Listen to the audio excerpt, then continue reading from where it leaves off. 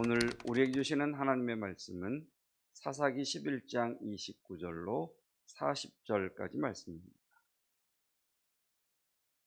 사사기 11장 29절로 40절까지 말씀, 제가 말씀 봉독하겠습니다.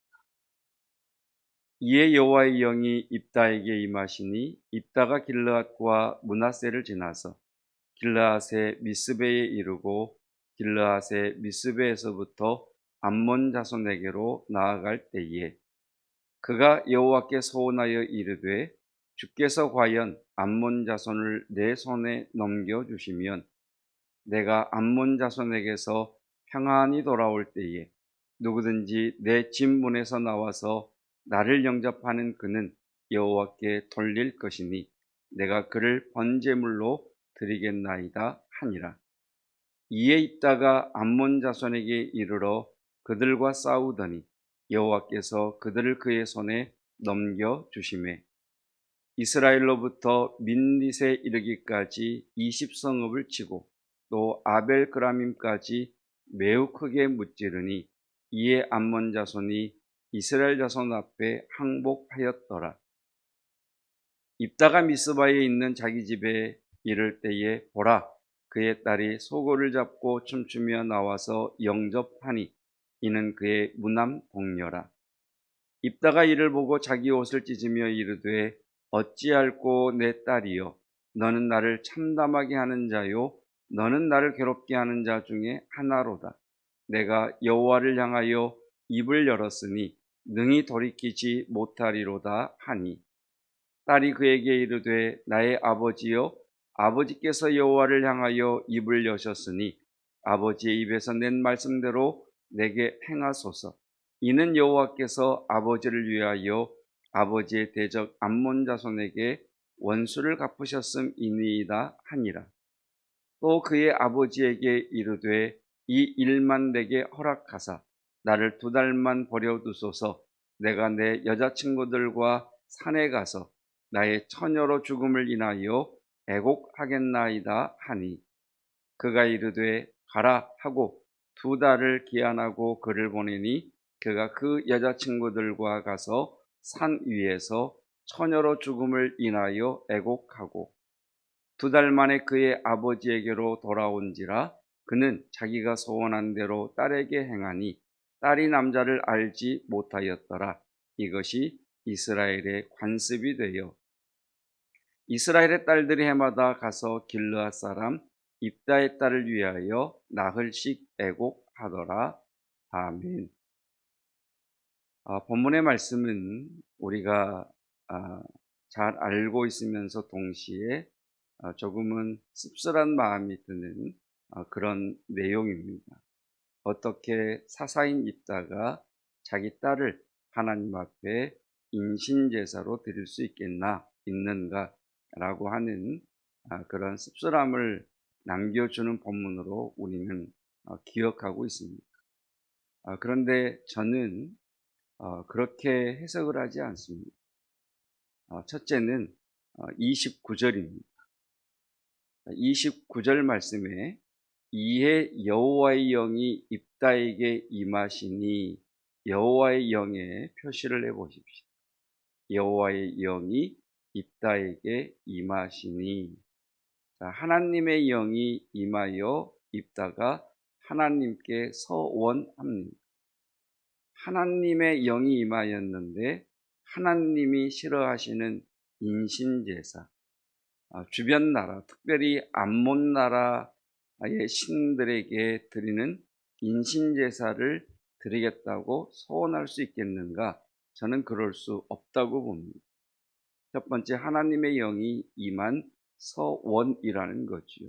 둘째는 하나님께서 만약 입다가 인신제사를 소원하셨다면 하나님께서 책망하셨을 겁니다.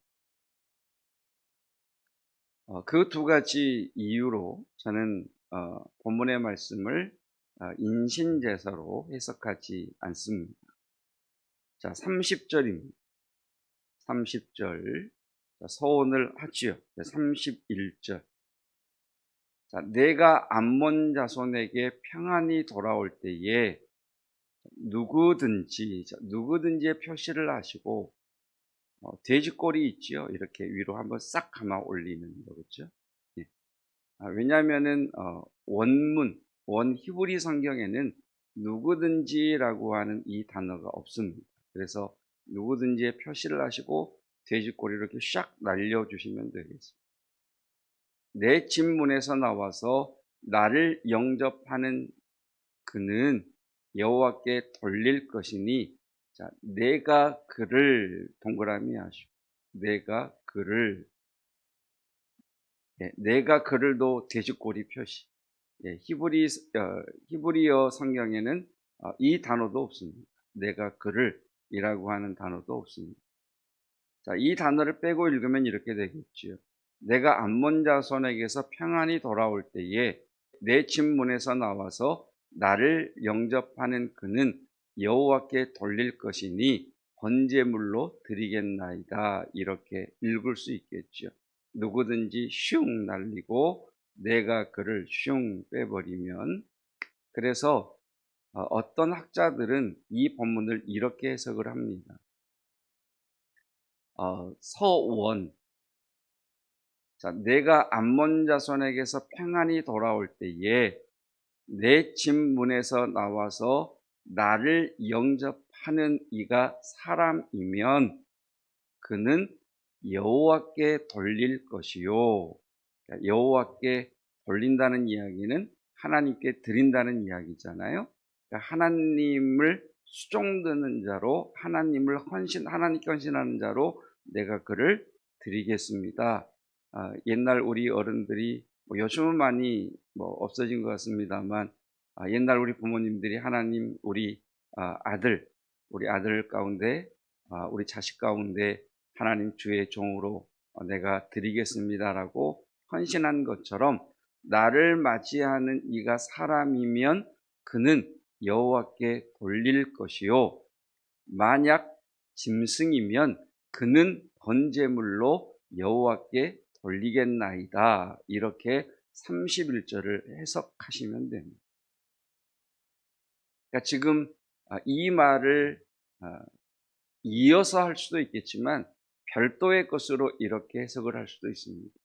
하나님께서 내게 승리하게 하신 후에 내가 집에 돌아올 때에 내 집 문에서 나와서 나를 영접하는 이가 사람이면 그는 여호와께 돌릴 것이요, 짐승이면 그것은 번제물로 드리겠나이다. 이렇게 서원을 한 것입니다. 자, 누가 나옵니까? 그의 무남동녀가 나옵니다. 34절에 입다가 미스바에 있는 자기 집에 이를 때에 보라, 그의 딸이 소고를 잡고 춤추며 나와서 영접하니 이는 그의 무남동녀라. 무남동녀라고 하는 것을 보면 입다에게는 오직 이 딸 하나밖에 없었다라는 것을 알 수가 있겠지요. 자, 저 뒤에 37절입니다. 또 그의 아버지에게 이르되 이 일만 내게 허락하사 나를 2달만 버려두소서. 내가 내 여자친구들과 산에 가서 나의 처녀로 죽음을 인하여, 자, 거기 죽음이라고 하는 것에 동그라미를 하시고, 죽음 동그라미 하시고, 여기도 돼지꼬리 표시 슝 이렇게. 38절에 그가 이르되 가라 하고 2달을 기한하고 그를 보내니 그가 그 여자친구들과 가서 산 위에서 처녀로 죽음을 인하여 애곡하고, 여기 죽음도 동그라미 표시하시고 돼지꼬리 표시. 히브리어 성경에는 죽음이라고 하는 단어가 들어있지 않습니다. 왜 이렇게 해석을 했는지는 모르겠습니다만, 그래서 유대인들은 이 사사기를 해석할 때 죽음이라고 하는 단어가 없어서 앞에 말씀드린 것처럼 어쩌면 성전을 봉사하는 자로, 성전을 섬기는 자로 입다의 딸을 드렸을 것이다 라고 해석하는 그런 유대인 학자들도 있습니다. 그러니까 죽음이라고 하는 단어는 없고요. 37절 죽음이라고 하는 단어는 없고 원문에는 처녀성 이렇게 되어 있습니다. 처녀성. 그러니까 처녀라는 이야기죠. 그러니까 처녀로 내가 이제 인생을 살아야 한다는 것을 하겠나이다. 39절에 보면 이런 표현이 있지요. 2달 만에 그의 아버지에게로 돌아온지라 그는 자기가 서원한 대로 딸에게 행하니 딸이 남자를 알지 못하였더라. 그러니까 처녀였더라 라고 하는 것을 의도적으로 말씀을 밝혀주고 있습니다. 그래서 본문에 나오는 해석, 앞에서 말씀드린 것처럼 내가 집에 들어갈 때 나를 영접하는 이가 사람이면 그는 하나님께 돌릴 것이요 짐승이면 번제물로 그것을 하나님께 돌리겠나이다 라고 해석을 하고, 그리고 여기 죽음이라고 하는 단어가 없으니까 이것을 원문대로 해석하면 내가 결혼하지 못한 여자로 처녀로 평생 살아야 하는 것을 내가 애곡하고 슬퍼합니다 라고 해석을 하면 되겠습니다.